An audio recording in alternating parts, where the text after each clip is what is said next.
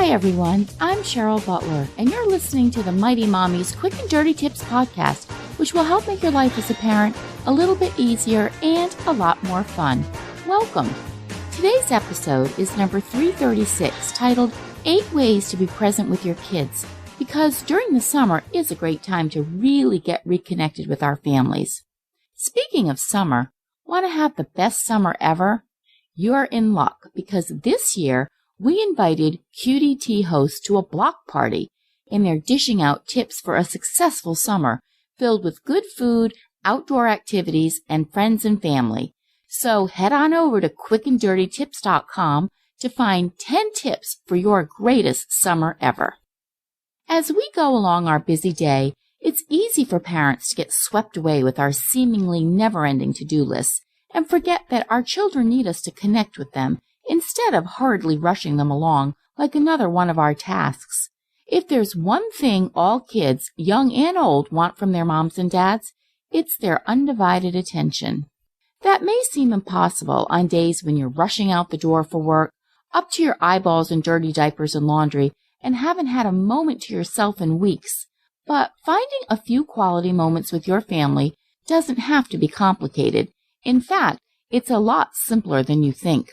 Mighty Mommy shares 8 ways that you can be present with your kids, and most of them require just a small shift in how you manage your day.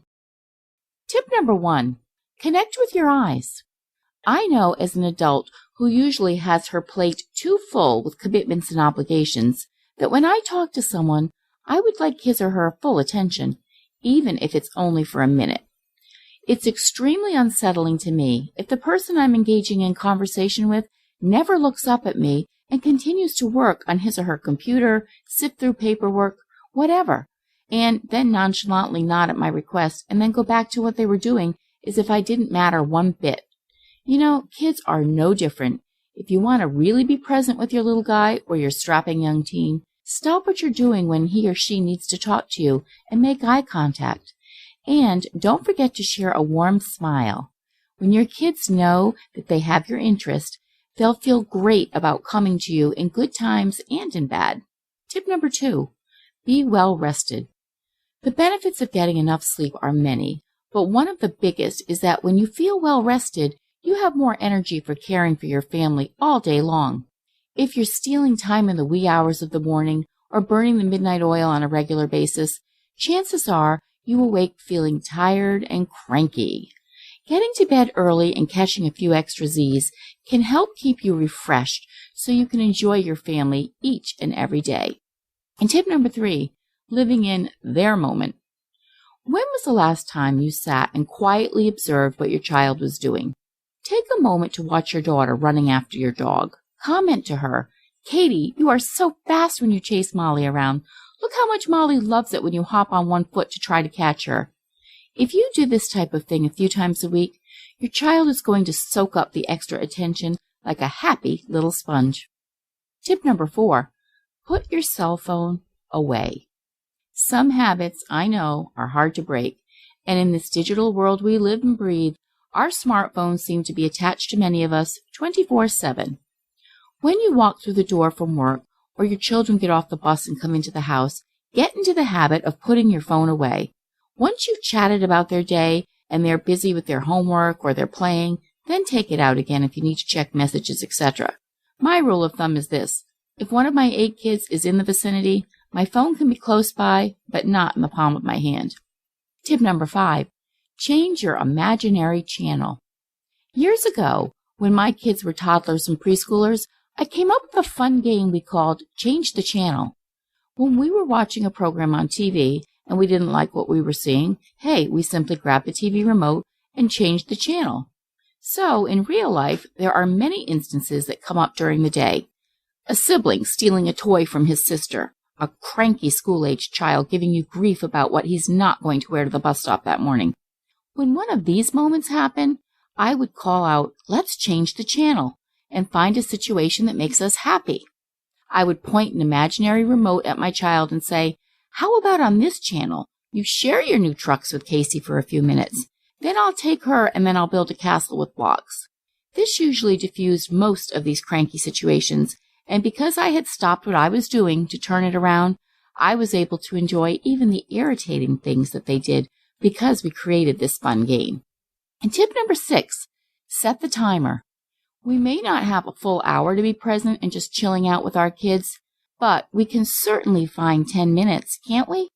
On a random afternoon or other time during your scheduled day, take your child aside and ask her what she'd like to do for 10 minutes alone with you.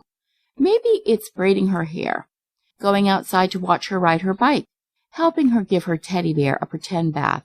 Whatever it is, within reason, set the timer for 10 minutes and tell her you're all hers for that amount of time, no matter what. That 10 minutes will turn into a lifetime of memories for both of you. Tip number 7, get out your scrapbooks. I went through a phase for about 10 years where I created oodles of scrapbooks for my kids and for the grandparents.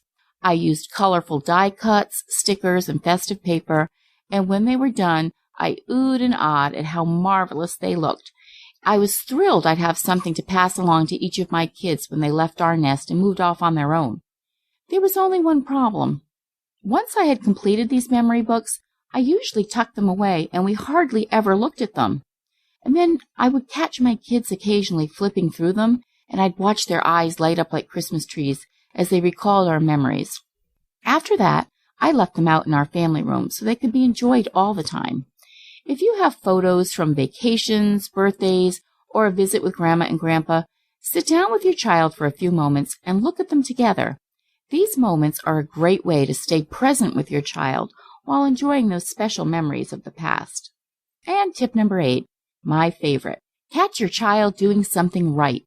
One of my favorite parenting tips of all time is this one, catching your child doing something right and praising him or her for it on the spot. The next time you see your son, for instance, picking up the trash that spilled over when he emptied the can, instead of leaving it there for the next person to take care of, stop, smile, and comment, "Hey, Michael, I like how you just took the extra time to get that overflow of trash off the floor. I appreciate you not leaving it for someone else. Good job." It doesn't have to be much, but it does have to be genuine. When you observe your kids doing nice things for themselves and for others, you are teaching them the importance of kind words.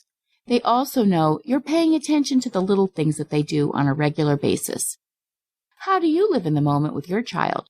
Please share your ideas with us in the comments section at quickanddirtytips.com/mighty-mommy, or you can post your ideas on the Mighty Mommy Facebook page or email me at mommy@quickanddirtytips.com.